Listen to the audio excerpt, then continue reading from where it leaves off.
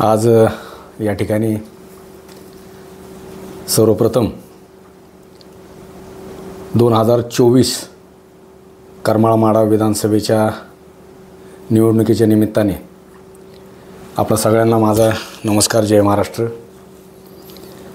ही 2024ची विधानसभा निवडणूक निष्पक्षपणे पार पाडण्याकरता जे शासकीय निमशासकीय सर्व अधिकारी आणि कर्मचारी यांनी सर्वांनी आपले प्रयत्न केले. त्यामध्ये महसूलचे अधिकारी असतील, कर्मचारी असतील, कृषी विभागाचे असतील, नगरपालिका आरोग्य विभाग, प्राथमिकचे आणि माध्यमिकचे शिक्षक आणि कर्मचारी असतील, अंगणवाडी सेविका लाडक्या बहिणी असतील, कोतवाल पोलीस पाटील, भरारी पथक आणि त्याचबरोबर पोलीस यंत्रणा यांचे सगळ्यांचे मी या ठिकाणी आभार व्यक्त करतो.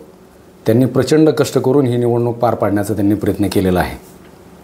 अशा पद्धतीने मी या सर्वांचे आभार मानतो आहे.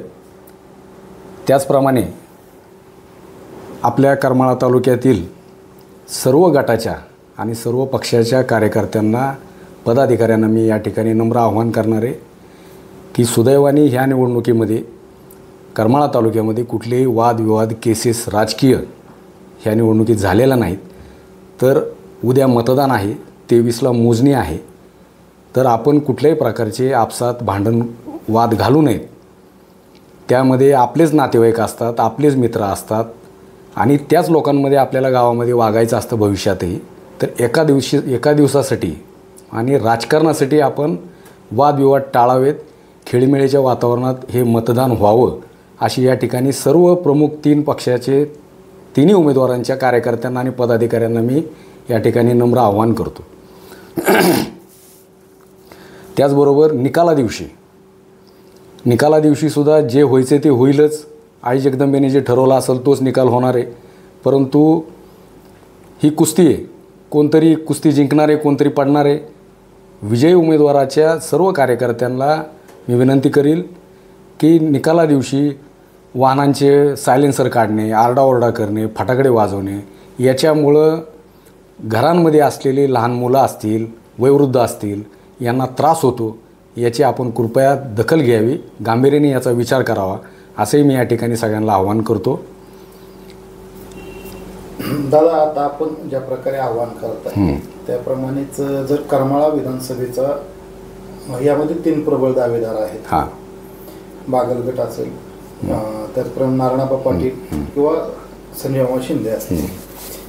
यामध्ये निवडणुकीच्या विजयाचं गणित कसं असेल? कारण तुमच्या आत्ताच्या अभ्यासपूर्ण मान्यनुसार आता मी तुम्हाला सांगतो माझ्या अनुभवानुसार घुमरे सर 1980 पासूनच्या त्यांना निवडणुकींचा अनुभव आहे. स्वर्गीय नामदेवराव जगताप साहेबांच्या काळापासून त्यांना विधानसभेच्या आणि प्रत्येक निवडणुकीचा त्यांना अनुभव आहे. आणि घुमरे सर प्रचंड ॲक्टिव्ह आहेत ह्या निवडणुकीत आणि त्यांच्या ॲक्टिव्ह होण्यामुळं आम्हालासुद्धा प्रचंड ऊर्जा मिळाली आणि ती ऊर्जा घेऊन चालतो आहे. दुसरी गोष्ट, रश्मी दीदींनी जे महिला लाडक्या बहिणींच्या मेळाव्याच्या निमित्ताने ज्या महिलांमध्ये ते गेलेल्या आहेत, म्हणजे दिग्विजय भैयांपेक्षासुद्धा त्यांना चांगला प्रतिसाद ह्या निवडणुकीमध्ये मिळाला आहे.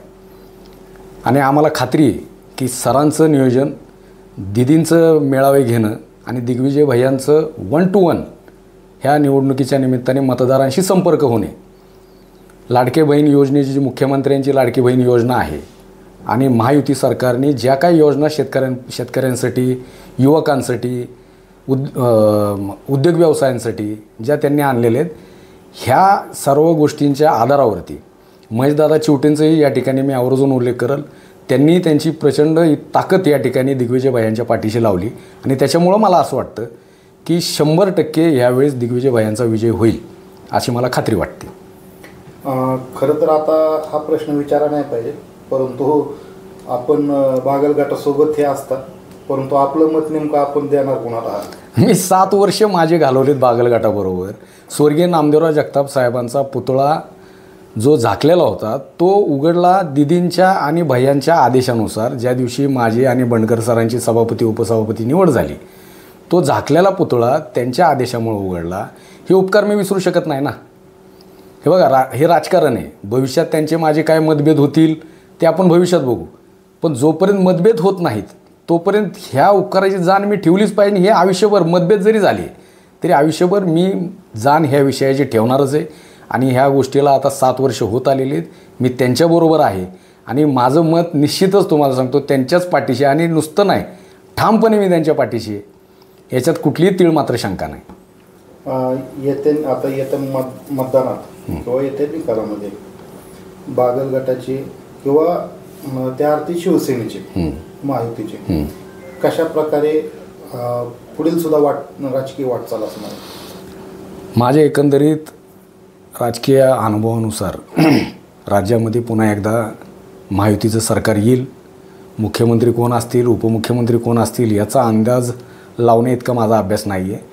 परंतु एकंदरीत असं वाटते की महायुतीचं सरकार 100% येईल, जेणेकरून लाडकी बहीण योजनासारखी योजना असेल, इतर योजना असतील, PM किसानच्या योजना असतील, या सगळ्या योजना चालू राहण्याकरता तरी किमान महायुतीचं सरकार येणं गरजेचं आहे. आणि त्याचबरोबर दिग्विजय भैया वाघलांचं सुद्धा निवडून येणं गरजेचं आहे. चलो, थँक्यू.